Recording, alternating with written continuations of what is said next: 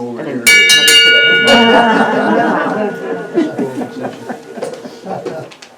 It worked back then and it still works now. We are so fortunate to have 2 days of great weather and nothing to worry about in terms of rain. It's not snowing, it's not hailing, it's not doing anything bad. It's sunny out there, so help us celebrate these days. I'm Kathy, one of the 20 volunteers that helped get together this exhibit, this event, and help Ward Mann and Dick Kane and his family come to us today. Craig gets the award for the furthest away. Craig is one of Ward Mann's sons, and he came all the way from North Carolina for this event, so we thank him. And Dick, your family's from Pittsburgh?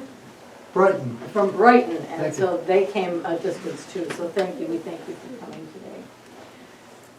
My first task today is to remind you that that there are 3 exits to this building. The west exit that you came through this afternoon.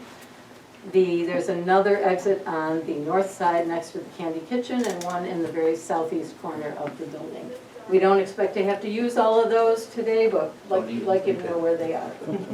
And my first task is that, or my second task then, is to introduce the president of the Webster Museum and Historical Society, Tom Pellett.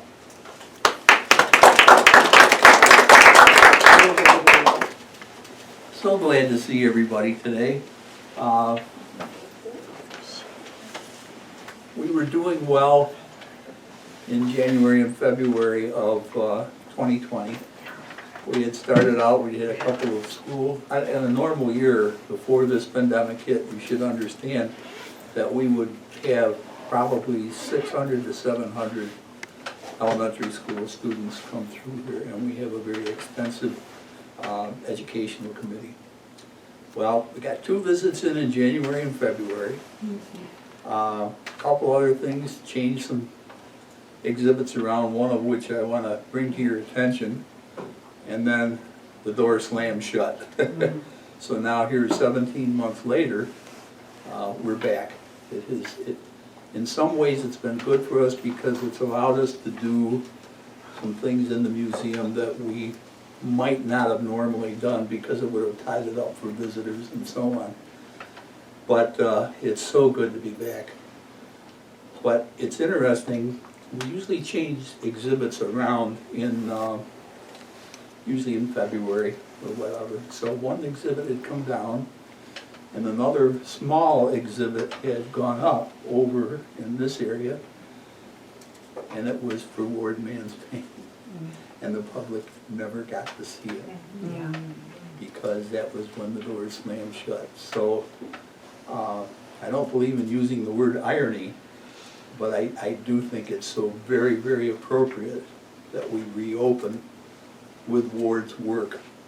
And I'm just absolutely amazed at the amount of things that we have here.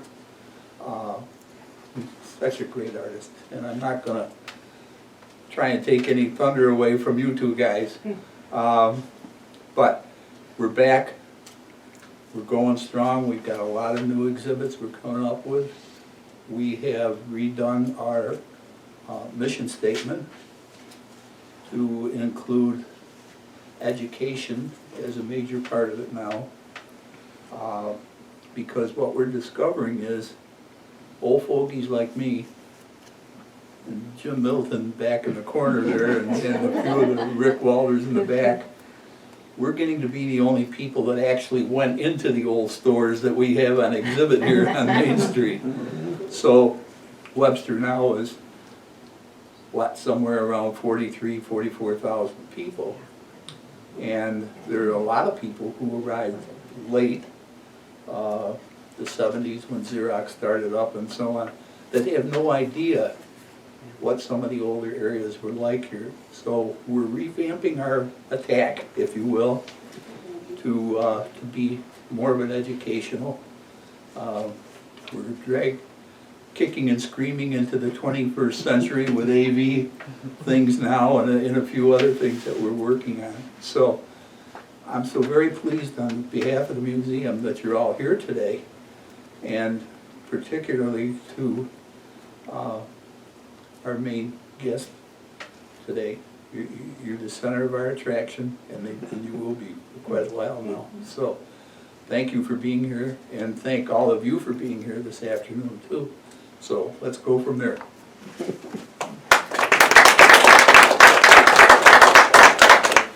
Well, as Tom said, our members are very important to us, so we're very glad to that we have you here today to enjoy the festivities. And our centers of attention are going to have a very special introduction today. Carrie Waldarick, a teacher at Thomas in Webster, was writing a biography of Ward when things began to get interesting in the world. And as part of her research, she realized that she was going to be able to get in touch with the family. And she called Craig, got in touch with Craig. And between Carrie and Craig, the two of them got the entire museum involved in displaying, researching, talking about the wonderfully talented Ward Mann, local artist. So that's what we have here today. And Carrie is going to introduce Ward, she's going to introduce Craig, and she's going to introduce Dick for us today. Carrie?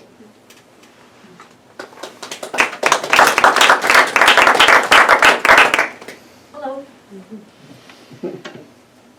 So a little bit of some history on Ward Mann. So Ward Mann was born on October 3rd, 1921 in Detroit, Michigan.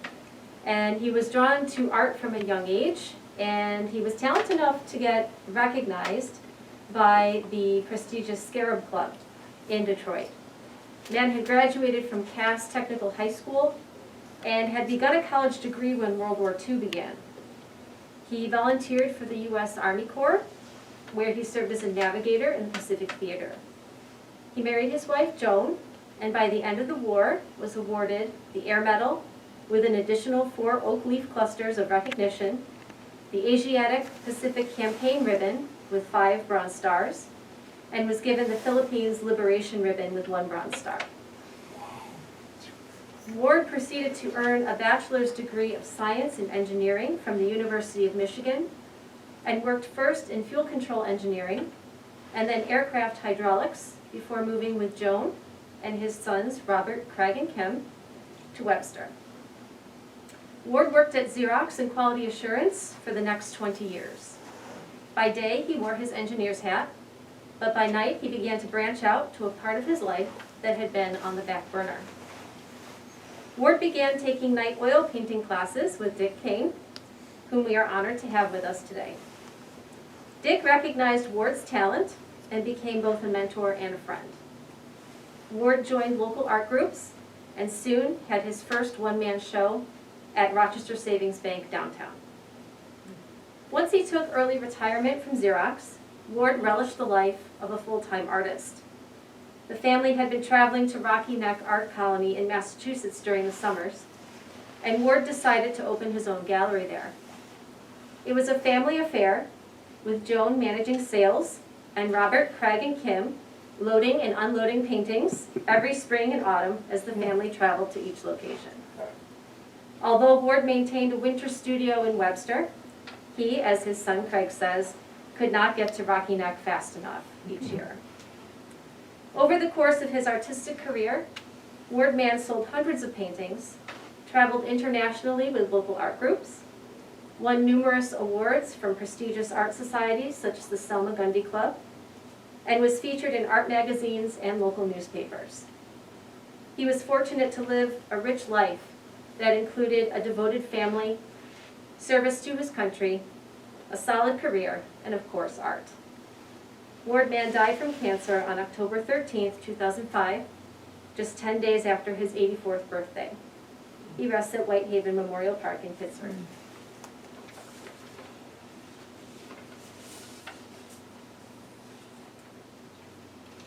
Craig?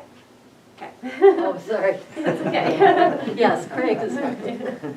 Joining us today is Craig Mann. Craig served in the U.S. Navy as a pilot and continued his flight career for various private airlines after his service to his country. Craig has meticulously kept his father's legacy alive and has been so instrumental in this exhibit becoming a reality. He has flown all the way from North Carolina to be here as a passenger, not a pilot. And we are very glad to welcome him home to Webster. Thank you.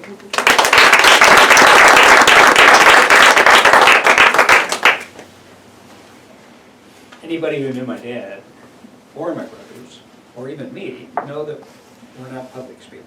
Okay? This isn't all. Anyway, on behalf of the whole Mann family, I'd like to tell you how honored we are that the museum has decided to open with this tribute to my dad. He would be delighted. Okay. The excellent gallery brochure and what's the other one called? Rack card. Rack card, thank you. Do a tremendous job outlining the high points of my dad's life, his professional career, his art career, his family life, and all that stuff. And I'm not going to try and repeat all that information. I'm just going to try to fill in the gaps of what it was like to sit around and watch my dad develop as an artist. Okay, he was a devoted son. He was an excellent student, both at Cass Tech and the University of Michigan. He was a soldier, as Carrie outlined. He was a devoted husband and father, and then an engineer up until he discovered the art world. Okay. He was always there to help my brothers and myself. As we were growing up, he volunteered any spare time he had to help with our extracurricular activities and our schoolwork. He was very active with the scouting program here, and then later on, both my younger brother and I were Sea Scouts here in Webster, and he was right there in the thick of it with us. He also shared all of his woodworking skills, which is what he did before he started to paint. He was an excellent woodworker, my brothers and I, and gave us the same love of tools that he had.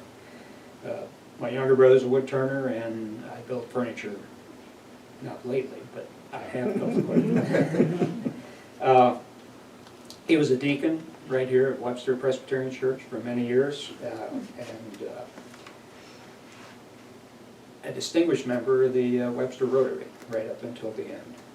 He was an excellent card player, but my mom was even better. She was brutal at the bridge. Brutal. So after we moved to Webster here in '62, and Dad took employment at Xerox, he kind of had an opportunity to rekindle the interest in art he had as a young man.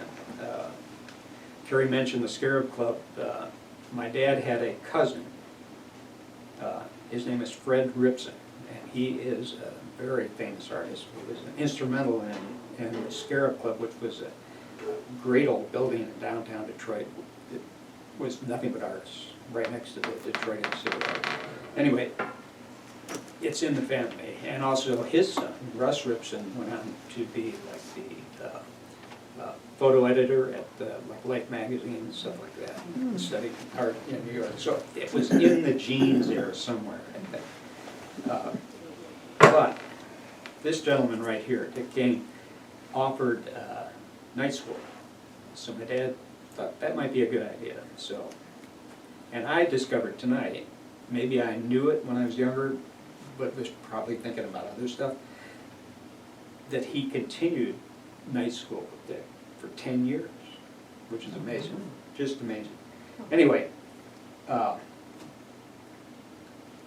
that pretty much turned his life around at that point. The introduction to art that Dick offered and the night school. He had, there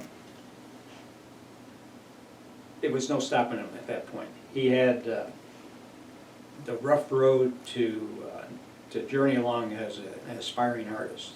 In those days it was many mall shows and outdoor shows, and transporting your work here and there, trying to get it seen by people and maybe even sell some. He did a lot of plein air painting out in the middle of the wintertime. I'm not even sure the paint would freeze or something. All over upstate New York. He had many memberships in all the local art clubs and associations, and he finally got some gallery recognition. In fact, he still has gallery recognition after his death. The Oxford Gallery still has some of his paintings downtown. He started with oils, and he started with a palette knife, and Dick can tell you all about that. But he had a bold style with the palette knife. It was my observation, very broad strokes with it. He graduated to brushes eventually, and then after a fearful introduction, he managed to get into watercolors. That was a very scary transition. Watercolors are very, what's a good word? Unforgiving? Unforgiving. Whereas with the oils, you scrape it off. You don't okay. So anyway, he was a quick painter. It wasn't unusual to see him do a large oil like over on the wall there in one day, which is pretty unusual. And watercolors, even quicker. He loved to draw, as you can, as you'll see in the back over there in the corner, pen and ink drawings. He loved doing that. Something to do in between painting or whatever, okay? And oftentimes their European trips, that was the result of a lot of the pen and ink drawings. But a lot of that goes back to the fact that he was a trained draftsman as an engineer, and so a lot of the detail that he was used to doing there and the perspectives all came through in his pen and ink drawings. He was not a sailor at all, okay? But he went to great lengths when he was doing marine paintings to make sure that everything was as accurate as you could make it. The rigging, all the equipment that you find on boats and that type of thing. He had a friend here in town, I think, who worked at Kodak, Bernie Gerstner, who was also an artist.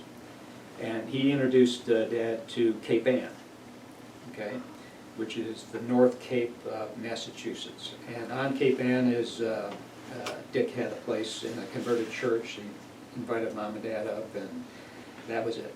There was no turning back at that point.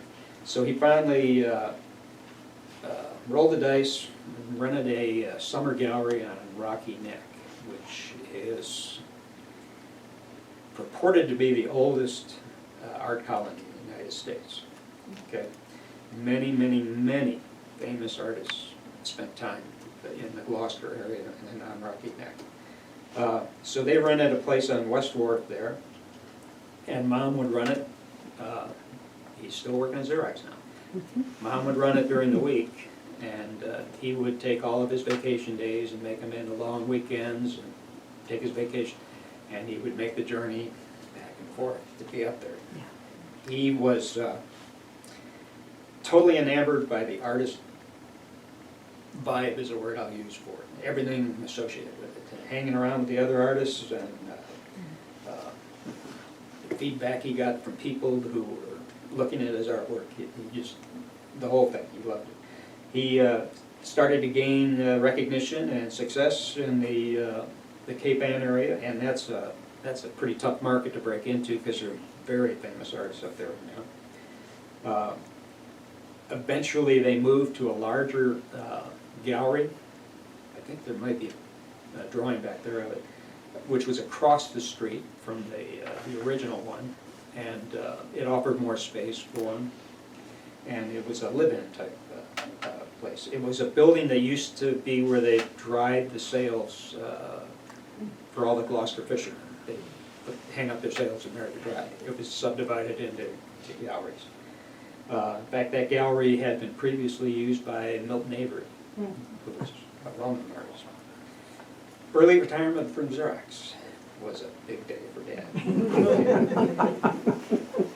He was able to commit full-time to pursuing this art career, and many awards and many memberships followed.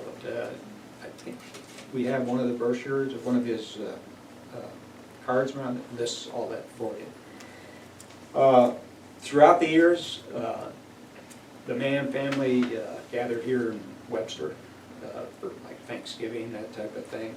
And my dad's studio was not a gallery. It typically didn't have people coming to it. It was simply a studio where he produced. It was in the basement of their house in Webster.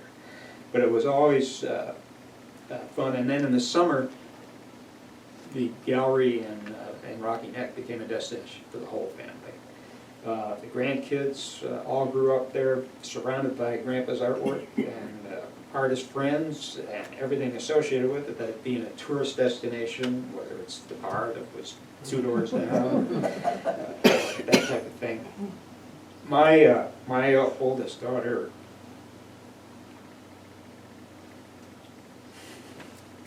sorry, described it as a magical place. So a typical day for him up there was he would do a morning swim at the Y. And then he would sneak in a visit to someplace to have breakfast on the way home. Dad loved breakfast. Okay. And he always knew every place in Gloucester. We'd be there coming from the airport and say, they have pretty good breakfast in that place. Mom never knew about it. Okay. That was his little secret. Anyway. He'd open a gallery by about 10 each day.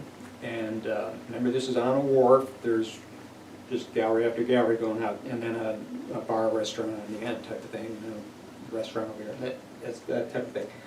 And by 10 he'd have the place open for patrons to come in. He'd start working in the back room and doing some painting, that type of thing, or mingling with the people that are walking through the gallery. He would spend time visiting with the other artists on the wharf and in their galleries. They typically would find a place to either go eat that evening, or they would eat in. The gallery had it was a live-in place. Had a small kitchen and lavatory in the front, had a loft where they could sleep, and then it had a shed on the back that was my dad's studio and workroom up there. It was an old building, and crazy tides in that part of the world. It wasn't unusual when you had one of those high tide moments where the parking lot would flood in the back. The shed that my dad's studio was in was continually sinking into the water. So my brothers and I, we'd have to cut the door down every couple of years. Then you had all the things associated with I did mention there was a bar, restaurant, and the Portuguese fishermen, and you get the idea. Okay. Anyway, it all is part of the magic that my daughter described. They grew up with it. I continued my life up there. It was. I can understand why my dad loved it. Okay. They were involved with an annual painting trip that was organized by the Rockport Art Association to Europe, various countries in Europe, and it would be a group of 10, 12 artists and their wives and that type of, and they would go to a particular village somewhere and just paint. They would trade paintings for meals at night and stuff. It was a pretty bohemian lifestyle. You don't even believe he could do it, do you? I don't believe he did it, okay? That wasn't my dad. My dad was like the Jack Webb of painters, I think. Okay, turns out there was another side to this guy. Anyway, a lot of the things you see are the result of those trips that he took to Europe to paint. As Kerry mentioned, my brothers and I, it was an annual pilgrimage to move my mom and dad up there, and at the end of the season, move them back again. And while they were in Europe, it was our duty as well to sit in the gallery and maintain the gallery while they were gone. It wasn't a problem at all. It was a pleasure to do that, okay? Because if you pick up on what I've said, it was a magical place. Okay. As my dad health failed, excuse me, I just want to mention, his time back here in Webster, his work was mostly shown in local galleries, okay? we didn't have traffic going through the house looking at paintings. And I just wanted to mention that the Oxford Gallery was instrumental in supporting my dad and his work throughout the years. The Rotary was a big part of his life when they were in Webster. The weekly card games with their friends and neighbors. They also had, my dad had a weekly lunch with the Manhattan Group, which is a group of artists here in the local area that got together every week and had lunch at, used to be called the Manhattan. Yeah.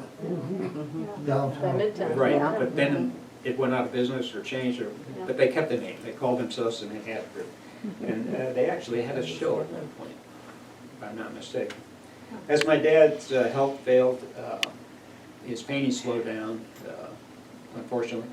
But he did leave an extensive database, if you will, of slides. In the older days, before digital arrived, artists would have to submit slides to have their work accepted in shows. So my dad was very meticulous, the engineering part of him, I'm sure, about having all these slides on, as well as documentation for every piece he did, okay? And because of that, after his death in '05, I was able to create a digital database of that. And you'll find it on the photo frame that's around the corner here. And that represents about 1,500 of his paintings and drawings. That's just part of it. A lot of the things never had a chance to be photographed before they left the door. So I invite you to take a look at it, and please enjoy, and thank you for this tribute to my dad. Thank you.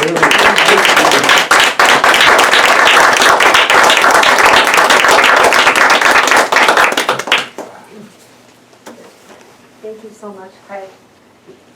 Okay, so now it's my pleasure to introduce to you the man that put the palette knife in Ward's hand.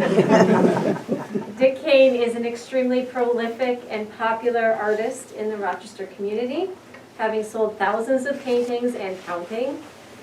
Beyond his website, dickkanestudios.com, you can see his work at the Pittsburgh Barnes & Noble, the Chili Senior Center, and at the Clothesline Art Festival, where he has been showing for over 50 years. Now please welcome Dick Kane.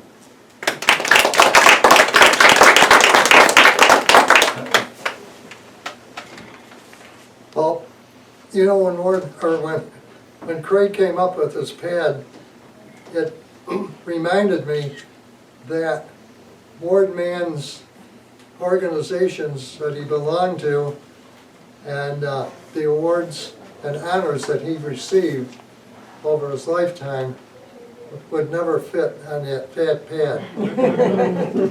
Ward was very prolific about being in the Coast Guard artists, the Lighthouse Artists of America, etc., etc., etc. He was in just about anything that he could join, because he could learn, and it also gave him chances to exhibit. Well, Ward came into my class at Webster Central. I'm going to just give a short talk. He came into my class there, and Joan would bring him on Mondays over to Webster Central, where the classes were. Boyd Campbell was the director. Somebody may remember Boyd Campbell. Yeah. And he directed, he was my boss over there for 10 years. And Ward religiously came every single week to it. And I had outdoor classes, plein air classes on Saturdays, and Ward would be at those, as well as Mary Rickman and others from Webster here who were in my adult education class. So he was just a model student, I might say. And I would never pin that on him, or he'd throw his palette knife at me. But he was just a fabulous student to have. And so I encouraged him to join the Rochester Art Club, and he did. I remember the day he came over to the house with his check to start being a member, and was very active in the club and became president for a number of years of the Rochester Art Club, you know, which is the premier group, I think, in the area. And then he went to Cape Ann, and I still go there. In fact, we're scheduled to go there this October and stay in Gloucester. And I still go there, and you know, I always have to walk by his studio and gallery there, and remember when he used to be there. And just down a few galleries from Bernie Gerstner, who you may remember. And Bernie unfortunately passed away a couple of years ago now, and we always have had dinner with Bernie and Shirley and his daughter every time we go there. And so we still have that connection with Ward in Rocky Neck. There was a period of time, later on, where I was very busy in business, and Ward was very busy at Cape Ann, and that I didn't see him but very rarely. And we were having our pictures framed at the time at the Webster House. Do you remember the Webster House? And that was a wonderful framing service out here. And the lady there, I forget her name, and her husband. Ann Weatherby and Kip. Yes, and Kip. They left, they retired, they left in 2008. Yeah, they were wonderful. I know, I miss them. And you know, I went there one day to pick up a frame frames that she was doing for us, and I said, gee, I haven't seen Ward in a long time. And if you remember that early on, Ward at first had a very small car. Yeah. Remember that little car he had? Yeah, it was a Renault. I used to leave it with no gas in it. He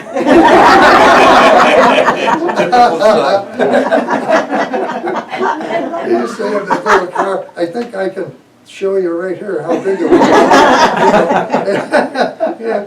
And anyways, I always remembered that in my mind, and over those years I didn't see Ward, you know, I wondered how he was doing and everything, and I said to was it Ann? Yeah. Yeah, I said to Ann that day, by the way, you know, how's Ward doing? To her, and she said, funny you should say that. She said, if you look out that window, he just pulled in the driveway. He had just pulled in the driveway in a great big Cadillac. I said, never mind, I know how he's doing. Oh my God, I couldn't believe it. You know. And this, well, anyways, he was terrific, and but he never did like modern art.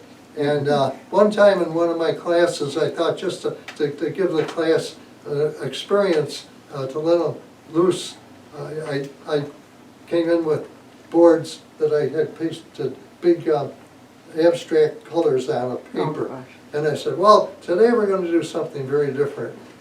We're all going to do an abstract painting. So there were a couple of moans, you know, in the class. But shortly into the class, I walked over to Ward, and he leaned over to me, and he said, you went a little too far this time. Yeah. I gotta remember, you know, boy, Ward was an engineer, and he believed in draftsmanship, and you can see it in all of his work. His drawing was fantastic, and his color was fantastic. So it was such a pleasure though working with him, and we got together later on in life, and so forth, and I just we'll always remember him. You know, I'm looking at the Standish's store over here in Naples. He used to love to paint down there in Naples. The Rochester Art Club painted down there a lot in Naples. And we used to paint all over, different places, plein air. So I think that the town here and the Webster Museum are very, very fortunate, you know, to make a connection with Ward. He's known far and wide, and oh boy, you're right, the Boston crowd loved him.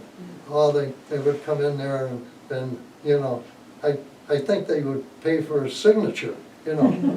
I mean, He would have loved that. yeah. But he was very, very successful. But again, he was a model in my classes because of the way he worked and applied himself. And I'm looking over at a picture of him there and back here, and that wry little grin of his was such a trademark of Ward Mann. And I'll always remember him, and loved having him in my classes. And I thank the museum here for having the foresight to feature him here. And I want to say thanks for coming to Craig. He told me, he said he wished he could have landed the plane because it was landed pretty bumpy, he said.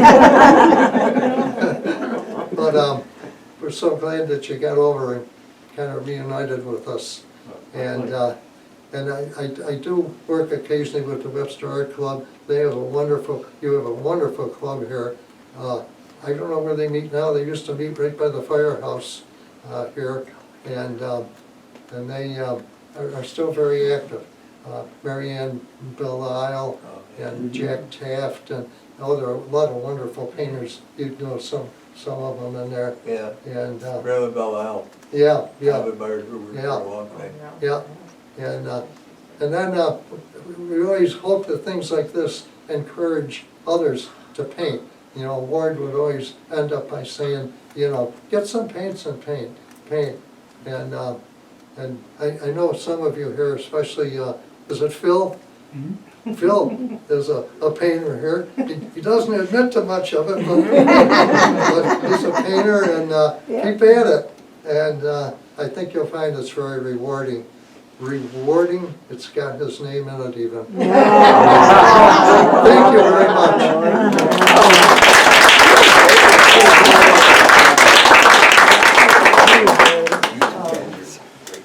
Thank you, Carrie and Craig and Dick, for a wonderful presentation today. You brought Ward to life here. For those of you that have had a chance to explore the museum, you may have noticed that among the items that the family let us put on display today are two of Ward's sketchbooks.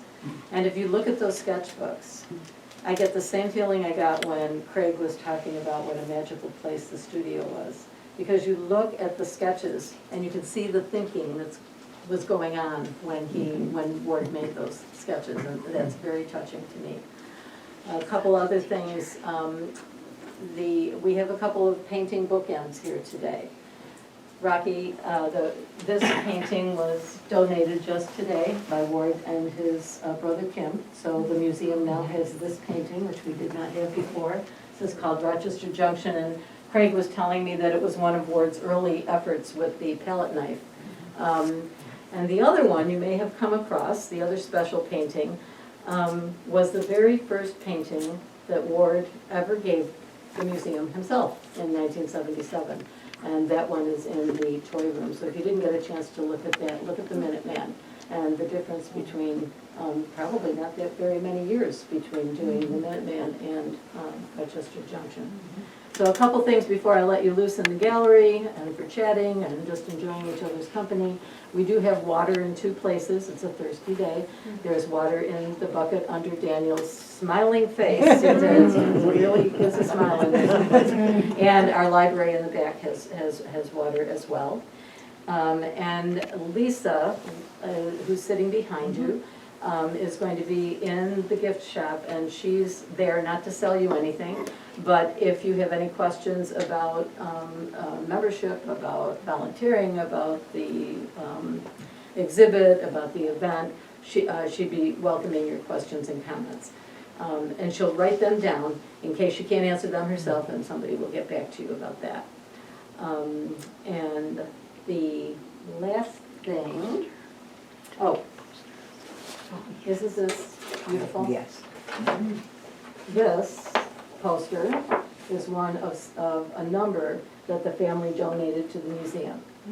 And they're donating them so that the museum can sell them in the It's one gift of my shop. favorites. But they are not for sale today. You may, as you leave, you're invited to take a complimentary copy home as a souvenir of your visit today. Thank you all for coming. Enjoy the gallery. And